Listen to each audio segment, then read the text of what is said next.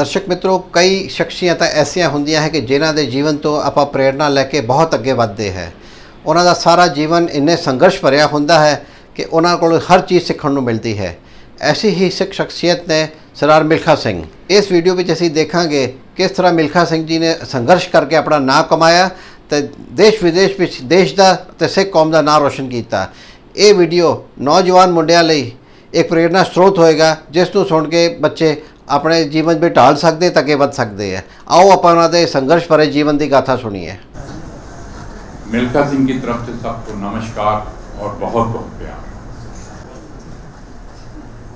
जब से फिल्म आई है लोग दीवाने हैं, तकरीबन 200 लेटर रोज का आता है। मेरे मैनेजर भी उनके टीम के आदमी मेरे साथ आए हुए हैं। मैंने इनसे कह रखा है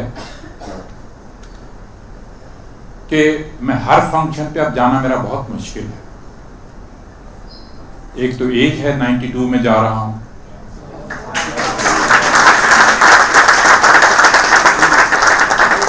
बैक एक रहती है, कुछ नजर भी कमजोर है कि आप अब सामने बैठे हैं तो आपके चेहरे मुझे धुंधले नजर आते हैं, साफ नजर नहीं आते।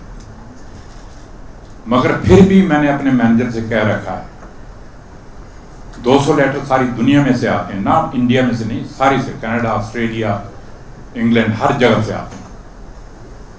मगर अब मेरा ट्रैवल करना जो है बहुत मुश्किल होता है, अब मैं नहीं जा पाता। पर फिर भी मैंने अपने मैनेजर से कह रखा है कि महीने के अंदर 2-4 फंक्शन ऐसे एक्सेप्ट करो जहां पे नौजवान बच्चे हों, नौजवान बच्चियां हों, जहां पे मिल्खा सिंह के जाने से हो सकता है किसी बच्चे को चिंगारी लग जाए और वो अपने देश का नाम ऊंचा कर दे। तो मैं आया हूं तो 2-4 लफ्ज कहने पड़ेंगे। तो एक चीज मैं आपसे कहना चाहता हूं, वो एक उर्दू का शेर है, वो मैं आपको सुना देता हूं और मैं सुनाता भी हूं हर जगह पे, और उसका मीनिंग भी आपको मैं बता दूंगा। ये शेर जो है हर इंसान पे लागू होता है, चाहे कोई पॉलिटिशियन है, ब्यूरोक्रेट है, इंजीनियर है, डॉक्टर है, किसी भी फील्ड में कोई आदमी है, सब पे ये शेर लागू होता है। वो शेर ये है कि हाथ की लकीरों से जिंदगी नहीं बनती। अगर ये हाथ आप ज्योतिषी को जाकर दिखलाओ, मेरी बीवी जो है वो ज्योतिषी में बहुत बिलीव करती है, जहां सुनती है फलाना ज्योतिषी बहुत अच्छा है, कहती जी मैं जा रही हूं, मैंने कहा जाओ जी। मगर मिल्खा सिंह सेल्फ मेड आदमी है, मैं बिलीव नहीं करता इन चीजों को। तो वो शेर आपको सुना देता हूं। वो शेर ये है कि हाथ की लकीरों से जिंदगी नहीं बनती, अज़म हमारा भी कुछ हिस्सा है जिंदगी बनाने में।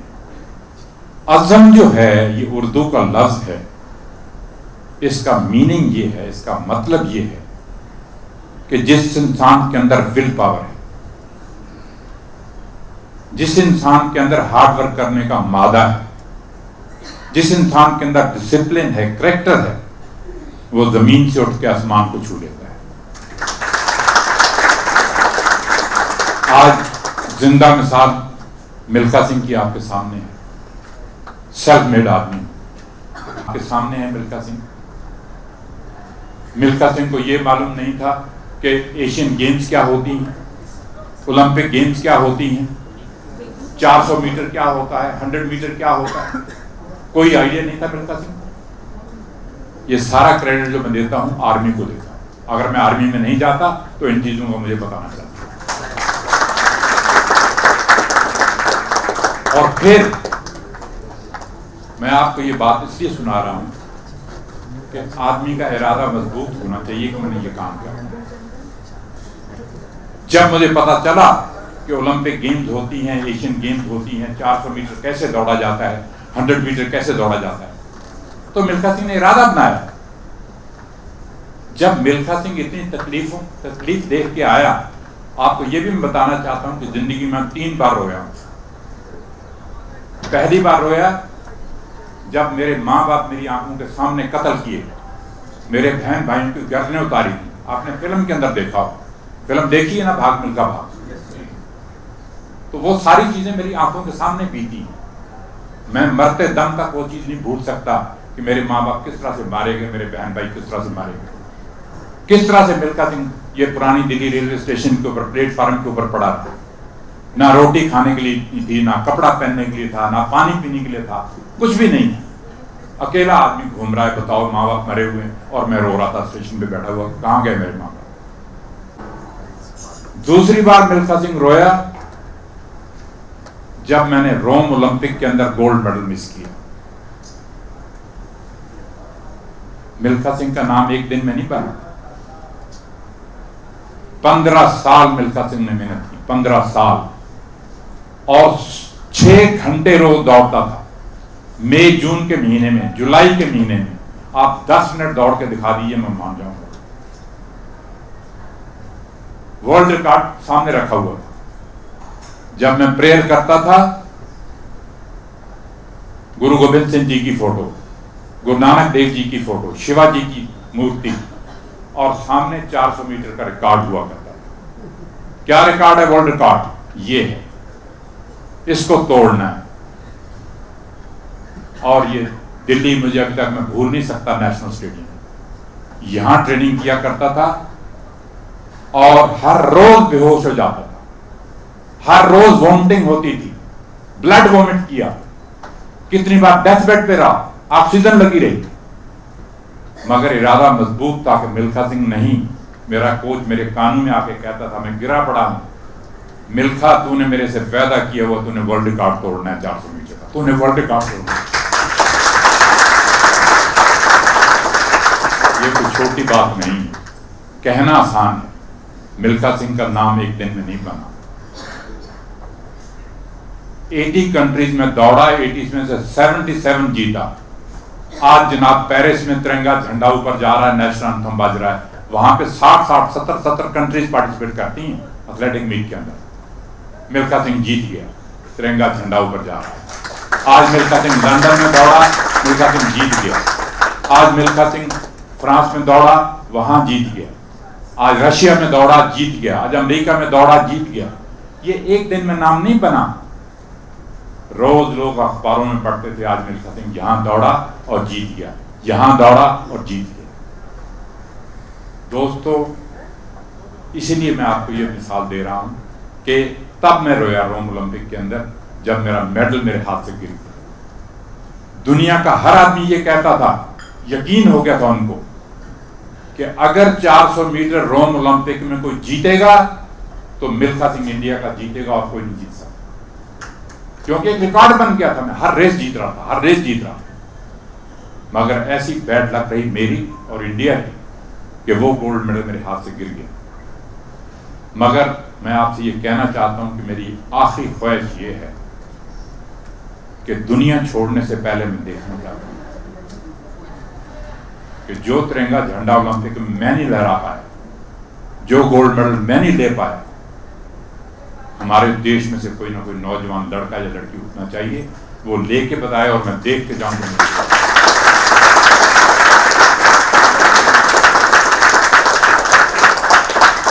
तीसरी बार मिल्खा सिंह रोया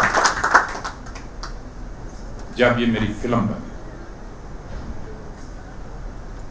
फिल्म देखने के बाद बहुत रोया। हर इंसान में कमियां होती हैं, मैंने अपनी किसी कमी को नहीं छुपाया। मिल्खा सिंह जेल गया, जेल दिखाई। मिल्खा सिंह ने चोरी की, दिखाई। मिल्खा सिंह ने गर्लफ्रेंड बनाई, दिखाई। सब कुछ दिखाया। अगर वो पूरी कहानी मिल्खा सिंह की बताना चाहते ना, तो ये फिल्म 15 घंटे भी खत्म नहीं होती। बहुत कम चीजें उन्होंने बताई, मगर बहुत अच्छी बनाई। मुझे इस बात की खुशी है कि सारे हिंदुस्तानी जितने नौजवान बच्चे अब आ रहे हैं, उन्होंने ये फिल्म देखी, उनके अंदर इतना जोश आया है कि हम भी अपने देश के लिए कुछ ना कुछ करें। दोस्तों, मुझे इस बात की खुशी है कि आप लोग आए हो और मैं आपको ये बताना चाहता हूँ, मेरे ज़माने में 3 स्पोर्ट्समैन हुए हैं। मैं था, लाला अमरनाथ था और ध्यानचंद जी थे। सुना है आपने ध्यानचंद जी का? लाला अमर जी का नाम सुना है? एक दिन नेशनल स्टेडियम के अंदर लाला अमरनाथ जी से मेरी बातें हो रही थी। मुझे कहता है, मिल्खा सिंह जी, मुझे मैच खेलने के लिए 2 रुपए मिलते थे और 3rd क्लास में हम ट्रेवल किया करते थे, नीचे सोया करते। और आज आप देख लीजिए क्या है। विराट कोहली के पास कितना पैसा है, धोनी के पास कितना पैसा है, सचिन तेंदुलकर कितना पैसा है, करोड़ों के अंदर, अरबों के अंदर। उस जमाने में हमें किसी ने 1 पैसा भी नहीं दिया। मैंने 70 रेसेस जीती हैं सब कंट्रीज के अंदर, मुझे किसी ने 1 ठेला नहीं दिया। वही लाला अमर जी का हाल था। आगे चलिए ध्यानचंद जी की तरफ। ध्यानचंद जैसा हॉकी प्लेयर आज तक दुनिया में पैदा नहीं हुआ। जब 1936 ओलंपिक गेम के अंदर बर्लिन के अंदर खेल रहे थे तो हिटलर ने यह कहा था कि ध्यानचंद जी आप यहां रह जाइए, आपको जो चाहिए हम देने के लिए तैयार हैं। मगर ध्यानचंद जी ने कहा था, नहीं, मुझे अपनी कंट्री प्यारी है, मुझे वापस जाना।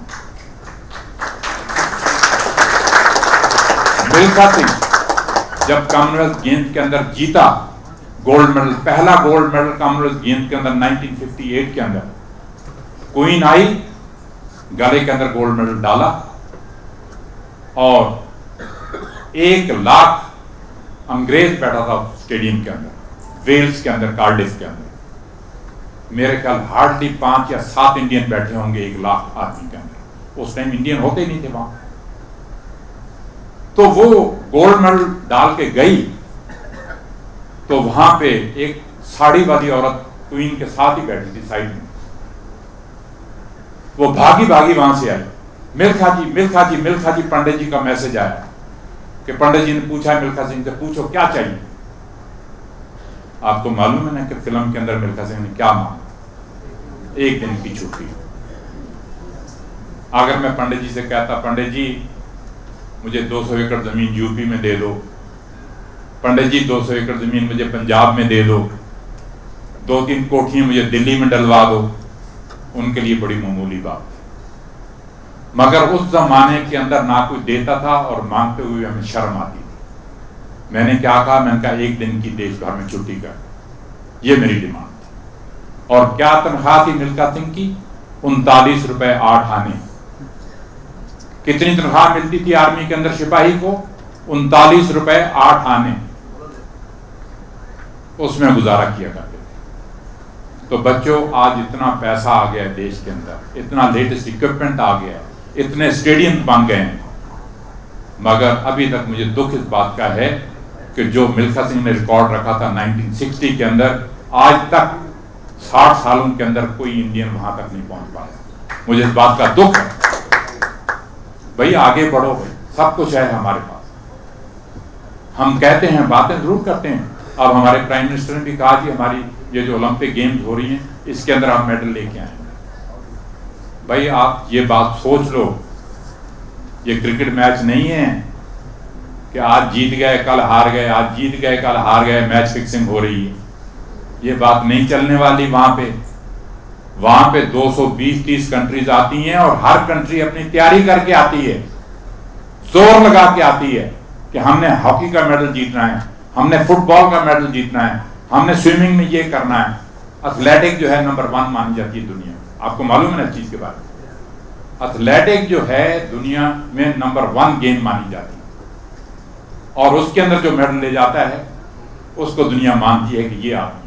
आज एक हुसैन बोल्ट है जमैका के अंदर, सारी दुनिया कहती है जमैका का आदमी।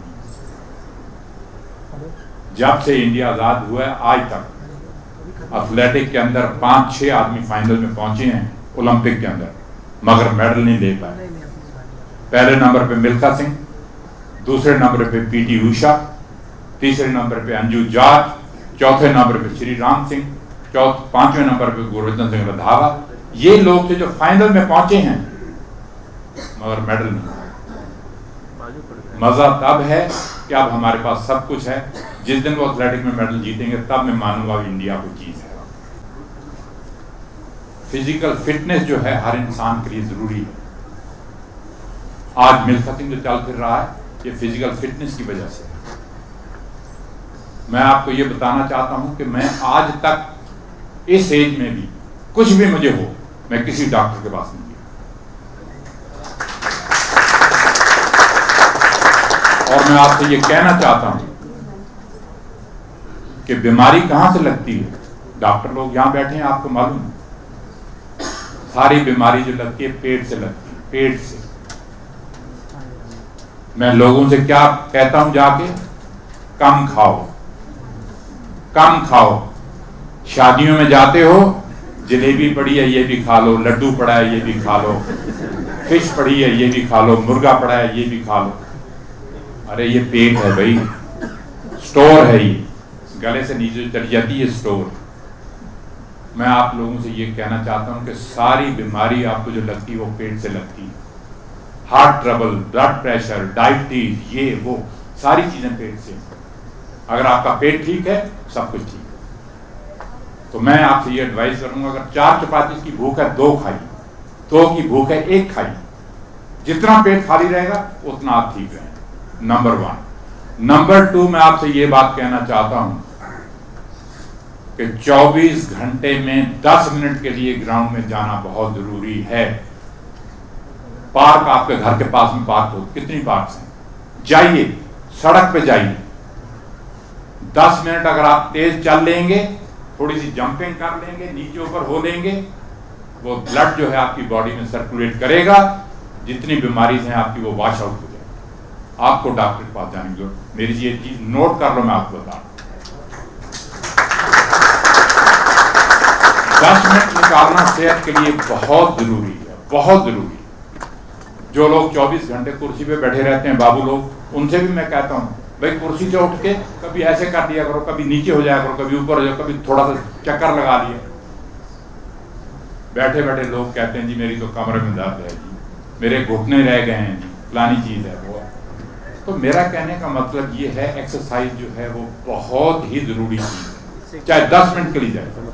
अब मैं इस एज में ट्रेवल करता हूँ, अब जाऊंगा चंडीगढ़ वापस, थक जाता हूँ, एज है तो जाऊंगा, ट्रैक सूट पहनूंगा और लेक पे निकल जाऊंगा, जहाँ पे जॉगिंग करूंगा, जॉगिंग करके धीर साहब को याद करूंगा और वापस।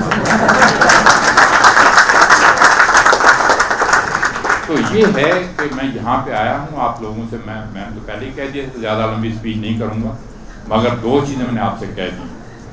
आप लोग आए यहाँ पे, आपके बच्चे हों, बच्चों की जिंदगी बनानी है आप लोग। आज मेरा बेटा है, मैं आपको बताना चाहता हूं कि मेरे घर में Milkha Singh is proud family. मेरे घर में 2 पद्मश्री थे। एक पद्मश्री मुझे मिला जब 1958 में मैंने गोल्ड मेडल जीता कॉमनवेल्थ गेम्स के अंदर, तब मुझे गवर्नमेंट ऑफ इंडिया ने पद्मश्री दिया। और दूसरा पद्मश्री मेरे बेटे को मिला आज से 8 साल पहले, जब उसने यूरोप के 4 गोल्फ टूर्नामेंट जीते। बहुत बड़ी बात। जब मैं उसके साथ ट्रैवल करता था, जाता था, लोग तो कहते थे गोल्फ के तो इंडिया को स्पेलिंग नहीं आते, तो ये आदमी कहां से आपने पैदा कर दिया। आज सारी दुनिया में अगर गोल्फ चल रही है, आज इंडिया में गोल्फ चल रही है, तो मैं जीव मिल्खा सिंह को क्रेडिट देता हूं। ये पहला आदमी था जिसने जाके सारी वर्ल्ड के अंदर ये घुमाया कि इंडियन भी गोल्फ खेल सकते हैं और अच्छा खेल सकते हैं। तो मेरे बेटे को तो मैं ये कहना चाहता हूं कि आपके बच्चे हैं, आपने किसी भी फील्ड में उनको डालना है, डॉक्टर बनाना है, इंजीनियर बनाना है, स्पोर्ट्स में डालना है। जितना बच्चा हार्डवर्क करता है उससे डबल हार्डवर्क माँ बाप को करना पड़ता है, तब जाके बच्चे की जिंदगी बनती है, वरना नहीं बनती। तो मैंने अपने बेटे की मिसाल आपको दे दी है कि आप जाएंगे वापस, ये मेरा मैसेज लेके जाइए, बच्चों को समझाइए। आज बेटी मेरे पास एक आई थी जिस होटल में मैं ठहरा हूँ, वो कहने लगी जी इसको 400 मीटर 100 मीटर दौड़ने का बहुत शौक है, वो चैंपियन बनना चाहते हैं। मैंने कहा इसमें तो मेहनत करनी पड़ेगी, पैसे से तो आप खरीद नहीं सकते इस चीज़ को। मेहनत करोगे तो आगे जाओगे तो आपको दुनिया में नाम होगा। तो मैं बहुत ही शुक्रगुजार हूँ आपने मुझे यहाँ पे बुलाया और इतनी बड़ी इज्जत और मान दिया। Thank you very much and jai Hind.